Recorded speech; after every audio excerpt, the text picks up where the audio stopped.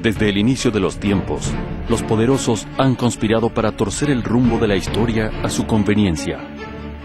Como verdaderos titiriteros, unos pocos y oscuros personajes manejan los hilos del destino de millones. Muchos lo sospechan, pero quienes denuncian su accionar suelen ser ridiculizados. Otras veces la verdad es tan obvia que pasa desapercibida. ¿Son estas solo fantasías paranoicas creadas para alimentar la imaginación de la gente, pero sin relación alguna con la realidad? ¿O somos en realidad parte de un plan perfectamente ejecutado? Guerras, revoluciones, movimientos sociales, atentados terroristas. Todo tiene una explicación oficial, pero quizás nada sea lo que parece ser. Animémonos a descubrir el increíble mundo de las sociedades secretas. Los Estados Unidos de América, la nación más poderosa de todos los tiempos.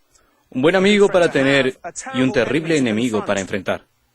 Pero la gran democracia de Occidente guarda un secreto particular. Tal vez sea la primera república masónica del mundo, construida sobre pactos secretos que sus propios ciudadanos y el mundo entero desconocen.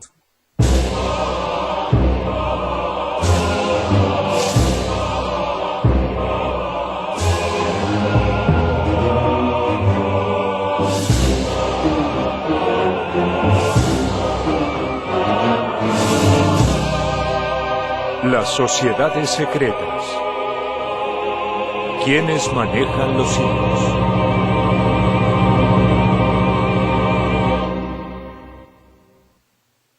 La Revolución Americana, la Revolución Francesa y las gestas independentistas latinoamericanas fueron todas impulsadas por o simpatizaban con los francmasones. Pero particularmente en el caso de los Estados Unidos, la influencia masónica no se detuvo cuando alcanzaron su independencia. Sus cofrades participaron del diseño del nuevo país y de su posterior gestión hasta nuestros días. Si eso es bueno o malo dependerá de qué opine cada uno sobre la francmasonería. Y para eso debemos entender primero de qué se trata la francmasonería. La francmasonería es una hermandad secreta, cuyos orígenes se remontan a los gremios de constructores de la Edad Media. Masón significa albañil en francés. Nació de la necesidad de estos primitivos constructores de proteger celosamente sus complejos conocimientos a fin de preservar su arte. Pero además, su secretismo contribuía a preservar a sus hermanos de la persecución oficial, ya que muchos de los ideales masónicos colisionaban frontalmente con los de la Iglesia de Roma. Con el fin del medioevo, la masonería se reconvirtió en francmasonería o masones libres y aceptados. Libres por no aceptar esclavos o siervos en sus filas, y aceptados por aceptar ya no solo a constructores, sino a cualquier otra persona que jurara fidelidad a sus reglas. La francmasonería se convirtió así en una sociedad secreta anticlerical y antimonárquica, que conservó muchos de los símbolos y rituales del gremio de constructores original. Aunque se convirtió en una organización social y civil, con objetivos claramente humanísticos, en muchas ocasiones sus operaciones eran secretas y, sin lugar a dudas, políticas. Durante siglos la masonería fue perseguida por la Iglesia y los poderes establecidos, a pesar de que muchos reyes y nobles pertenecieron a sus logias. Su habilidad para atraer hasta a aquellos que supuestamente se oponían a ella hacen a la francmasonería aún más intrigante y peligrosa. El origen de la francmasonería en los Estados Unidos se remonta a 1682, cuando el escocés John Skene, miembro activo de la logia Aberdeen, se radicó en la colonia americana de Nueva Inglaterra. 3 años después fue electo vicegobernador de West Jersey. Jonathan Belcher, quien fue gobernador real de Massachusetts y New Hampshire, fue iniciado francmasón en Londres en 1704 y atesora haber sido el primer francmasón nacido en los Estados Unidos. Hasta 1776, lo que hoy conocemos como los Estados Unidos, eran apenas 13 pequeñas colonias agolpadas sobre la costa este, fundadas por ingleses protestantes puritanos, los célebres peregrinos expulsados de Inglaterra por la poderosa Iglesia anglicana. El resto era una extensión inmensa y rica, poblada exclusivamente por tribus indígenas, la cual generalmente fue conquistada a punta de fusil. Esta era una época en que los hombres trabajaban, peleaban y soñaban mientras Dios los vigilaba desde el púlpito. En ese paisaje agreste y puritano, los primeros hermanos francmasones comenzaron a incorporar el pensamiento revolucionario que traían desde Europa.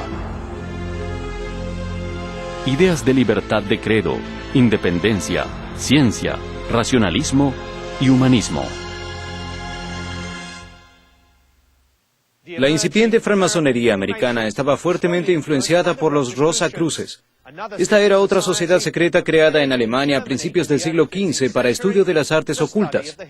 Esta influencia impregnó a los francmasones americanos de un profundo sentido místico que se manifestó en símbolos de las culturas egipcia y griega, emblemas que hoy pueden verse en muchos de sus principales símbolos patrios. Los Rosacruces dicen haber fundado su primera logia americana en 1694 en Filadelfia, cuando William Penn, un cuáquero que fundó Pensilvania, la primera comunidad americana con total libertad religiosa, invitó al capítulo de la perfección, presidido por Johann Jacob Zimmermann, a dejar Alemania por su colonia. Zimmermann, un Rosacruz, creía que Cristo volvería en el año 1700, así que en 1694 construyeron un observatorio en tierra americana para observar el regreso del Señor. Para tristeza de Zimmermann, Jesús faltó a la cita, y los Rosacruces se desperdigaron por Pensilvania. Algunos se convirtieron en chamanes nómades que mediante extraños talismanes y ceremonias propiciaban las buenas cosechas y ahuyentaban la mala suerte. En 1717 se creó la Gran Logia de Inglaterra, que reclamó autoridad sobre todas las logias que habían surgido en las colonias. Pero desde Nueva Inglaterra, las logias americanas alegaron ser preexistentes y no reconocieron su autoridad. Para contrarrestarla, la Gran Logia de Inglaterra impulsó la creación de sus propias logias adeptas en las colonias. Es importante señalar que la sublevación de las logias americanas con respecto de las logias inglesas predatan la Revolución Americana en muchos años. Así pues, planificadamente o por casualidad, se constituían en las primeras células con ideales independentistas. A medida que crecían en número, la idea de la independencia se esparció por todo el país. En 1776, los Estados Unidos declararon su independencia y pronto adoptaron su constitución. El aporte de la francmasonería a estos eventos fue fundamental, dado que muchos de sus miembros estuvieron involucrados. En 1732, Benjamin Franklin fue iniciado en la logia Turn Tavern de Filadelfia. Ese mismo año, James Oglethorpe, fundador de la colonia Savannah, que daría base fundacional al estado de Georgia, creó la logia Solomon. Aquí fue donde fueron iniciados quienes serían los dos primeros francmasones judíos americanos, los hermanos Moisés y Daniel Nunes. Independientemente de su origen, las logias de la francmasonería inglesas y nativas se esparcieron como un reguero de pólvora por todo el país, alentadas por el prestigio que otorgaba pertenecer a ellas. En 1740, todos en las colonias de Nueva Inglaterra eran o ansiaban ser francmasones. En 1773, un grupo de pieles rojas, indignados por los abusivos impuestos ingleses, arrojaron un cargamento de té por la borda en señal de protesta. Fue el famoso Boston Tea Party. Hoy se sospecha que muchos de esos supuestos pieles rojas no eran otra cosa que francmasones disfrazados, que pertenecerían a la logia de St. Andrews de Boston, que curiosamente no se reunió esa noche. Para irritación de la Iglesia, muchos francmasones adherían al deísmo, una filosofía cristiana que reconoce la existencia de Dios por medio de una interpretación racional de las Escrituras desacreditando a la revelación. Según los principios deístas, la Biblia contiene muchas verdades y sabiduría, pero no fue inspirada por Dios. Jesús tampoco era hijo de Dios, y la fe no era prueba de nada. No creían en profetas ni milagros. La noción de Dios solo podía reconocerse mediante la experiencia y el conocimiento. Tanto para la Iglesia anglicana como sus pares puritanos, el deísmo era claramente una herejía que debía eliminarse. La persecución de los herejes masones se volvió implacable, pero nada los detuvo. Pronto las colonias británicas de América darían su primer gran paso hacia la libertad. Y en esos pasos se encontraría la huella apenas disimulada de la francmasonería. Los ideales francmasónicos y los revolucionarios conjugaban bien. Sus principios eran adoptados por la cultura americana de la época, imbuida en la noción de fraternidad, libertad e igualdad. En el caso de Pensilvania, esta fue una tierra particularmente fértil para la masonería, ya que era considerada la tierra prometida de todos los perseguidos de Europa. Los símbolos francmasónicos aparecían hasta en la vajilla doméstica y los muebles de las casas. Aunque la francmasonería estaban a favor de la igualdad, todavía existía esclavitud en los Estados Unidos, y los masones no aceptaban gente de color. Así que los esclavos liberados fundaron sus propias logias. Este fue el caso de la logia Prince Hall. En 1775, todavía bajo el dominio británico, se creó la Gran Logia Prince Hall en Boston como un capítulo separado para negros libres, bautizada en honor de un esclavo emancipado, Prince Hall.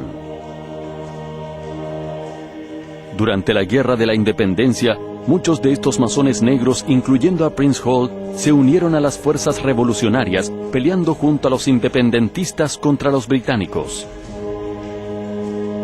En la actualidad, la fraternidad Prince Hall posee 4.500 logias en todo el mundo, con más de 300.000 miembros francmasones. En el año 1776, los Estados Unidos de América declararon su independencia y redactaron su primera constitución. El aporte intelectual francmasón en estos eventos fue fundamental debido a la participación de numerosos hermanos. Pero no terminó ahí. La participación de la francmasonería fue mucho mayor y alcanzaba la fundación del sistema gubernamental mismo. Cabe preguntarse, ¿qué juramentos previos habían realizado los padres fundadores francmasónicos antes de posar su mano derecha sobre la nueva constitución? ¿Y cuánto de lo que construyeron protegía los intereses de las logias y sus adeptos? El 16% de los firmantes de la Declaración de la Independencia eran francmasones. Un cuarto de los firmantes de los artículos de la Confederación eran francmasones. Y un tercio de los firmantes de la Constitución eran francmasones. Al momento de la jura de Washington como primer presidente de los Estados Unidos, un tercio de los gobernadores de las colonias originales también eran francmasones. El francmasón John Muhlenberg fue el primer orador de la Cámara de Representantes. Los francmasones John J. Blair y William Cushing fueron jueces de la primera Corte Suprema de los Estados Unidos. Cerca del 46% de los oficiales de la Armada Continental o Ejército de la Independencia y casi la mitad de sus 78 generales eran francmasones. Si nos guiamos por los ideales de libertad y fraternidad de la masonería y nos concentramos en sus aportes positivos, quizás no importaría que los Estados Unidos fuera un país masónico.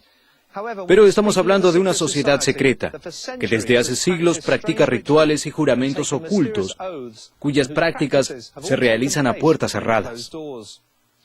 Entonces, ¿qué pasaría si la mayor democracia de Occidente respondiera a los intereses de un pequeño grupo de personas, cuyos objetivos se mantienen en secreto de sus propios ciudadanos? ¿Cuánto de aquella frase, todos iguales ante la ley, queda en pie, cuando descubrimos que los arquitectos de esta gran democracia pertenecían a sociedades cuyos miembros se protegen unos con otros y que ni siquiera dejan ingresar a mujeres? A partir de la independencia, las logias americanas también se independizaron y dejaron de ocultarse. Comenzaron a abrir sedes en edificios públicos bien visibles. Esto aumentó su popularidad. Los salones masónicos se usaban a menudo con fines civiles y sociales, pues eran de lo mejor en la ciudad.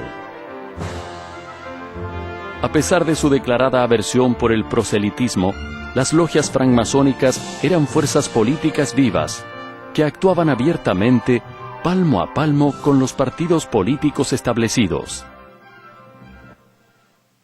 Hoy podemos ver innumerables huellas que confirman la presencia masónica en América, diseminadas a la vista de todo el mundo. Desde verdaderos templos hasta detalles y símbolos infiltrados en el diseño de su moneda. Y eso es solo la punta del iceberg. ¿Qué hay debajo del iceberg? ¿Qué es lo que proclaman esos símbolos por lo que más de 360 millones de ciudadanos juran? ¿Cuál es la real ideología del país más poderoso del mundo? ¿Y cómo se traduce en sus actos y a dónde los conduce? Las sociedades secretas. ¿Quiénes manejan los hilos? Estados masónicos de América. A principios del siglo XVIII, la francmasonería se hizo particularmente fuerte e influyente en América del Norte, donde tuvo activa participación en la gestación de lo que hoy conocemos como Estados Unidos de América. Buena parte de sus padres fundadores eran hermanos masones, entre ellos Benjamin Franklin. Franklin fue imprentero, científico, inventor, político y diplomático. En 1726, al regresar de Inglaterra, fundó su propia sociedad secreta, el Club del Mandil de Cuero. Posteriormente fue iniciado en una logia de Filadelfia y publicó el primer libro francmasónico de América en 1734, año en que lo nombraron Gran Maestro Provincial de la Gran Logia de Pensilvania. En 1755 participó en la inauguración del primer templo masónico en Filadelfia. Nadie duda de que Franklin dio todo por la causa. Ahora bien, ¿cuál era esta causa? ¿La patriótica o la masónica? ¿Ambas tal vez? Otro famoso francmasón americano fue el mismísimo George Washington, quien hoy cuenta con una estatua alusiva donde posa como Baphomet, un ícono masónico emparentado con Lucifer. ¿Una mera casualidad o algún velado reconocimiento? ¿Qué está tratando de decirnos esta estatua? Los sectores neoconservadores y ultrarreligiosos de los Estados Unidos tal vez deban preguntarse, ¿qué celebran el 4 de julio?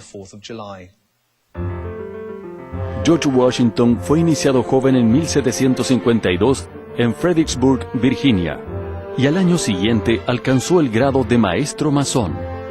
Juró como primer presidente de los Estados Unidos en el Federal Hall en Wall Street sobre una Biblia prestada por la vecina logia número 1 de St. John.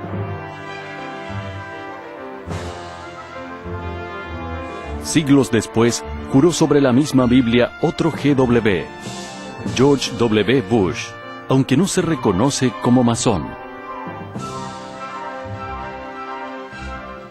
En mayo de 1791, Washington proclamó la creación de la capital del nuevo país, que estaría a orillas del río Potomac. Un mes más tarde, un grupo de francmasones se reunió en Alexandria para llevar a cabo una ceremonia en la que pusieron la piedra fundamental de la ciudad, que pronto se llamaría Washington, D.C., y que sería construida sobre símbolos masónicos. El 18 de septiembre de 1793, George Washington, vistiendo mandil y collarín de gran maestro, colocó la piedra fundamental del Capitolio, un edificio de arquitectura evidentemente masónica. La propia capital de los Estados Unidos es quizá la ciudad más poblada de alusiones masónicas en todo el mundo. El diseño de sus edificios, sus estatuas y monumentos guardan antiguas tradiciones que perpetúan los principios francmasónicos sobre los cuales fue fundada. El primer plano de la capital fue diseñado en agosto de 1791 por el ingeniero francés Pierre-Charles L'Enfant. L'Enfant trabajó junto con el ingeniero civil y astrónomo americano Andrew Ellicott, quien relevó el terreno en 1790 bajo las indicaciones de Thomas Jefferson y George Washington. Menos Jefferson, todos eran francmasones. En el plano de L'Enfant, los tres edificios más importantes, el Capitolio, la Casa Blanca y el monumento a Washington, el Obelisco, forman un triángulo rectángulo donde la hipotenusa es la avenida Pensilvania entre la Casa Blanca y el Capitolio. La escuadra es el símbolo masónico por excelencia.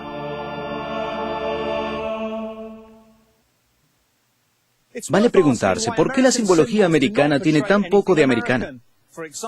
Aunque se destaca en forma inconfundible, pocos son los que se cuestionan por qué hay un obelisco y no un objeto más americano en la mitad de la ciudad. Los obeliscos, tal como otras construcciones egipcias, como las pirámides, son símbolos herméticos, por ende masónicos, y especialmente rosacruces. Por sus orígenes de constructores, los francmasones siempre le otorgaron primordial importancia a la simbología arquitectónica. Al día de hoy, hay quienes afirman que las intersecciones de las avenidas Massachusetts, Rhode Island, Connecticut, Vermont y la calle Key Noroeste forman un pentagrama pitagórico o estrella de 5 puntas, que los evangelistas y otros conservadores erróneamente confunden por satánico. Esto nos permitiría concluir que toda la ciudad de Washington, D.C. es desde su diseño fundacional una invocación simbólica de inspiración francmasónica. A comienzos del siglo XIX, América estaba repleta de logias masónicas y sus miembros eran personas importantes dentro de la comunidad. Si la hermandad hizo tanto por la Revolución Americana, si sus principios eran tan inocentes y tenían tanta influencia y prestigio social, ¿por qué las logias se mantuvieron encerradas en sus secretos? ¿Qué es lo que tenían que seguir ocultando una vez liberados de la monarquía y la Iglesia de Inglaterra? La respuesta tal vez la tengan los francmasones, que se estudian en todos los libros de historia americana. En 1801, John Marshall, ex gran maestro de Virginia, fue nombrado juez de la Suprema Corte. En 1804, los francmasones Lewis y Clark partieron de St. Louis a explorar la costa del Pacífico, convirtiéndose en los primeros pioneros y ganando tierras a los nativos americanos en nombre de los Estados Unidos. Y presumiblemente de la masonería. El francmasón Stephen Austin estableció la primera colonia angloamericana en el estado mexicano de Texas. Andrew Jackson fue el primer presidente de los Estados Unidos, que antes fue gran maestro de su propio estado. Gobernó desde 1829 hasta 1837. Sin embargo, en su época más activa, la masonería estaba infiltrada por una secta cuyos objetivos eran mucho más drásticos y sus fines impiedosos. Los Illuminati de Baviera, quienes fueron o son una misteriosa organización capaz de infiltrar a una de las hermandades más antiguas de Occidente para utilizarla a su antojo. Indudablemente la masonería constituyó un punto de partida para muchas de las ideas más progresistas del siglo XVIII. La antigua hermandad europea encontró en el Nuevo Mundo tierra fértil para el florecimiento de sus ideas antimonárquicas y anticlericales.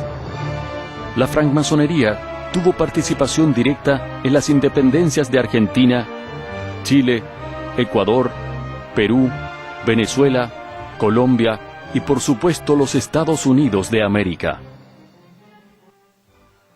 Hasta este punto podemos afirmar que más allá de las típicas críticas, el rol de la francmasonería en la historia americana fue positivo.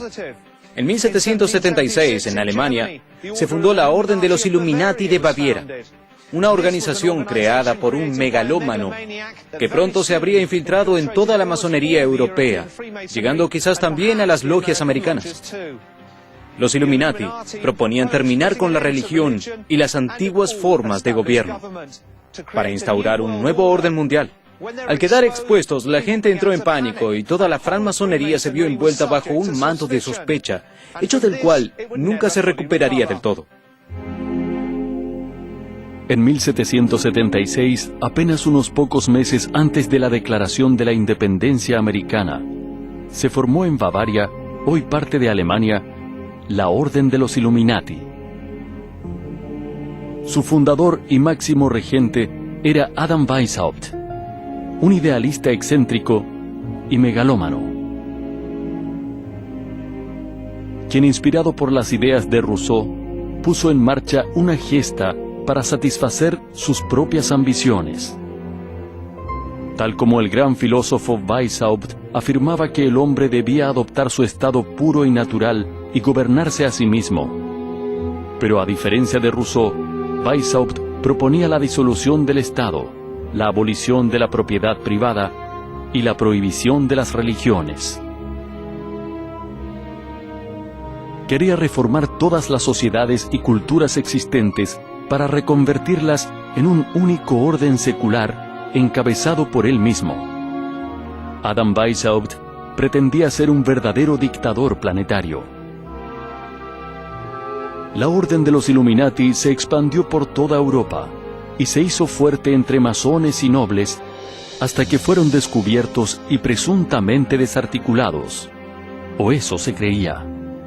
Sin embargo, se sospecha que años más tarde, la Revolución Francesa y su posterior etapa de terror fueron cuidadosamente digitadas por los Illuminati. En 1798 se denunció su presencia en América y se despertó una ola de pánico en Nueva Inglaterra. Si ya desde 1776 los Illuminati habían cooptado la francmasonería, cabe preguntarse cuántos de los padres fundadores, además de francmasones, podrían ser Illuminati. Los enemigos de la masonería no pasarían por alto esta ventaja. Con la declaración de la independencia de los Estados Unidos se instauró la libertad de culto. Los sectores conservadores y religiosos estaban furiosos y la campaña antimasónica no tardó en iniciarse. El pánico Illuminati de Nueva Inglaterra pudo haber sido una más de las campañas propagandísticas destinadas a contrarrestar lo hecho por los padres fundadores, o bien pudo haber sido genuino. El hecho es que John Adams, el segundo presidente de Estados Unidos, declaró al 9 de mayo día de ayuno y plegaria para implorar al cielo merced y bendición para la nación en peligro. A partir de la declaración de Adams, la paranoia Illuminati dio paso a la histeria. El prestigioso reverendo Jedediah Morse de Boston se dedicó a lo largo de 3 meses a lanzar diatribas contra lo que llamó una conspiración para atacar la verdadera libertad y religión. Los responsables serían, claro, los Illuminati, quienes pretendían desestabilizar el sistema para desatar el caos y tomar el poder mundial. Las teorías básicas de Morse eran las del francmasón escocés John Robison, que sostenía que los Illuminati que atacaban tronos y altares ya se habían instalado en los Estados Unidos. Los sermones de Morse, junto a vasta circulación de los libros de Robison y los del abad Agustín Barruel, fomentaron esta histeria, generando historias sensacionalistas en los periódicos. A final de cuentas, no se encontró evidencia alguna de una conspiración Illuminati. Sin embargo, hay un dato curioso. Fue el propio Thomas Jefferson, padre fundador del nuevo país, quien curiosamente defendió por escrito a los Illuminati. Desde entonces sería acusado de ser uno de sus infiltrados en América. Luego de leer uno de los libros de Barruel, Jefferson escribió una carta al obispo Madison afirmando que Adam Weishaupt piensa que el hombre puede volverse tan perfecto en el tiempo que podrá gobernarse a sí mismo en toda circunstancia, haciendo todo el bien posible, no dejando otra opción al gobierno más que cederle todo su poder, tornando así, por supuesto, inútil al gobierno político.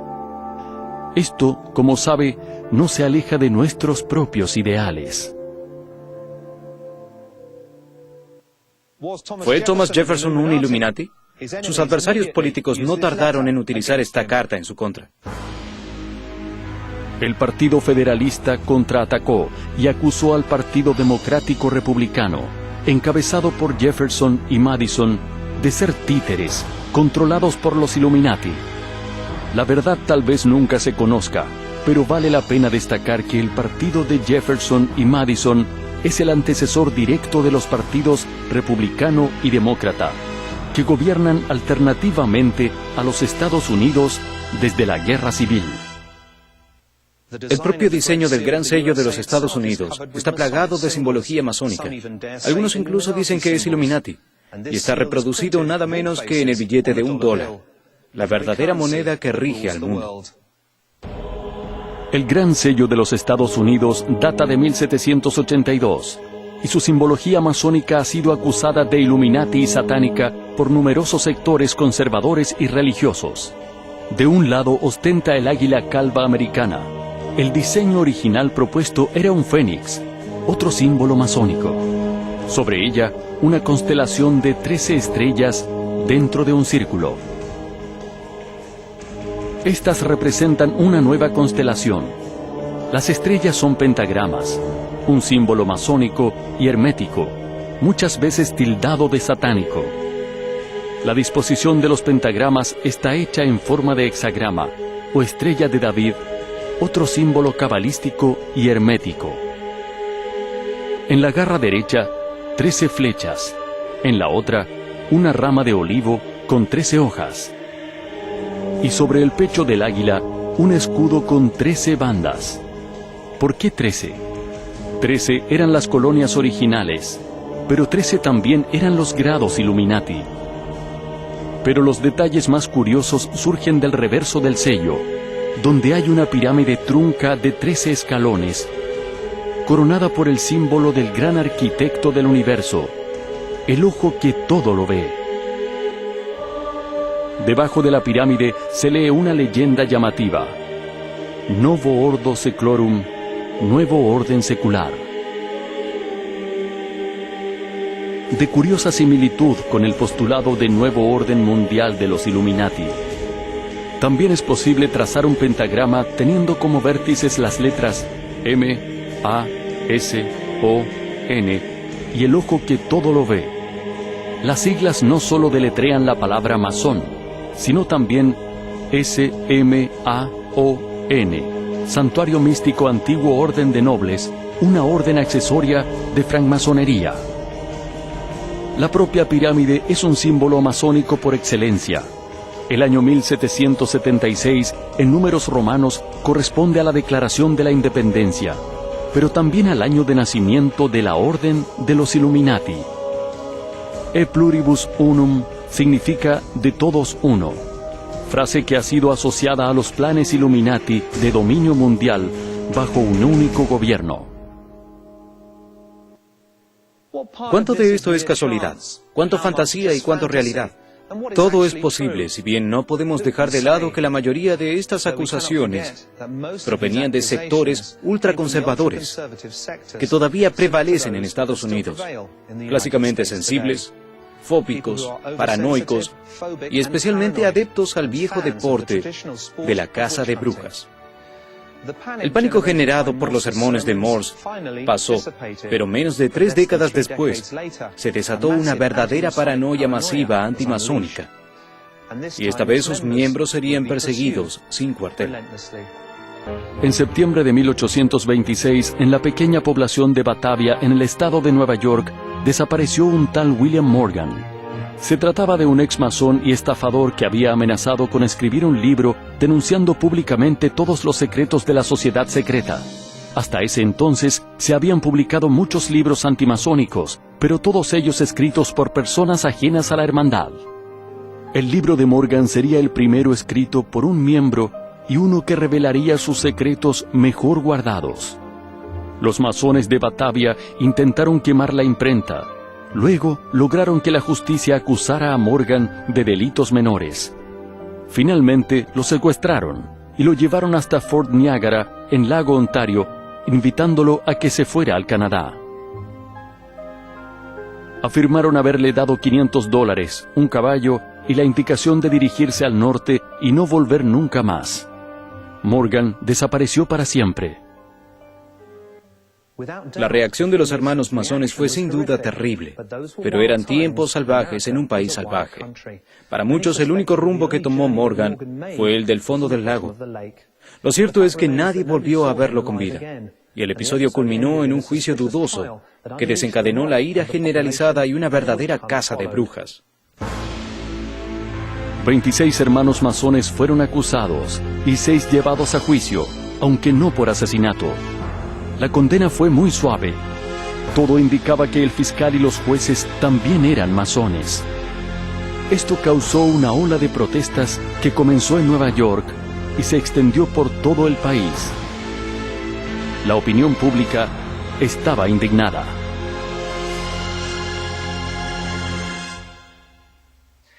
De todas maneras, el libro fue publicado por un osado socio de Morgan. Su tono paranoico y escandaloso lo convirtieron inmediatamente en un bestseller. El americano promedio ya amaba imaginar conspiraciones y adivinar enemigos invisibles. De pronto, la honorable y prestigiosa sociedad se convirtió en una secta siniestra para la opinión pública. El día de San Juan, 3.000 personas se agolparon frente a la logia de Batavia, atacando a los francmasones y destrozando sus instalaciones. En todas las ciudades y pueblos se publicaron listas que denunciaban a los masones locales. En los años siguientes, el antimasonismo se difundió por todos los Estados Unidos. En las elecciones presidenciales de 1832, el partido antimasónico quedó tercero, con el 8% de los votos para su candidato William Wirt, un ex masón. Se acusaba a la masonería de ser antidemocrática, antiamericana y anticristiana. Un clima de sospecha se difundió en todo el país contra legisladores, jueces y funcionarios masones. No sería la última vez que se crearía un enemigo fantasma en tiempos electorales. Desde 1827 hasta 10 años después, los masones pasaron de 100.000 a 40.000. De las 500 logias activas en Nueva York, solo quedaron 75.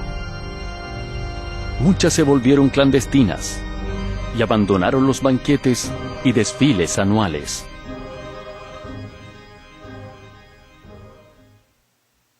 Pero la masonería es una planta de raíces gruesas que cavan hondo.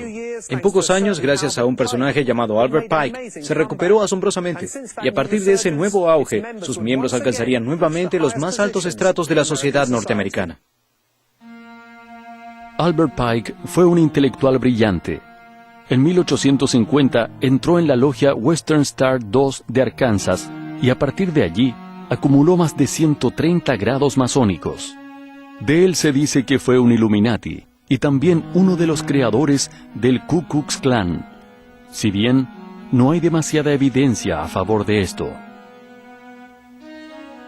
También se afirma que junto con Giuseppe Mazzini, un gran caudillo masón italiano, habría planificado 3 guerras mundiales al cabo de las cuales los Illuminati tomarían el poder del mundo, lo cual tampoco está demostrado, pero resulta ser bastante popular entre sitios web y libros. Pike propició el resurgimiento de la masonería a través de muchas fraternidades de tipo gremial y otras formas de organizaciones sociales masónicas, como las sociedades de beneficios mutuos, que se convirtieron en un negocio próspero que le devolvió a la francmasonería nuevamente su popularidad, especialmente dentro de la clase media americana.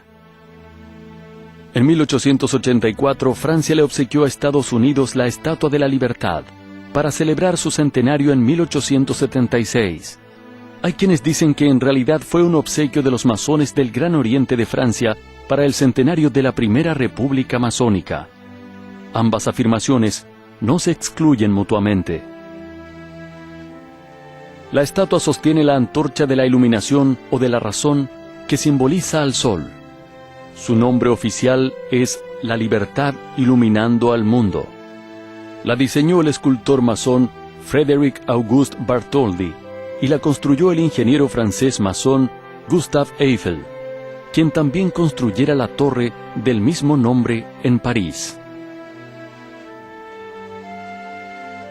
La piedra basal fue colocada en una ceremonia masónica en 1884 organizada por las logias de Nueva York. La Estatua de la Libertad es un perfecto ejemplo de cómo la masonería puede ocultar sus mensajes a la vista de todos. Por más de un siglo, cientos de miles de inmigrantes del mundo entero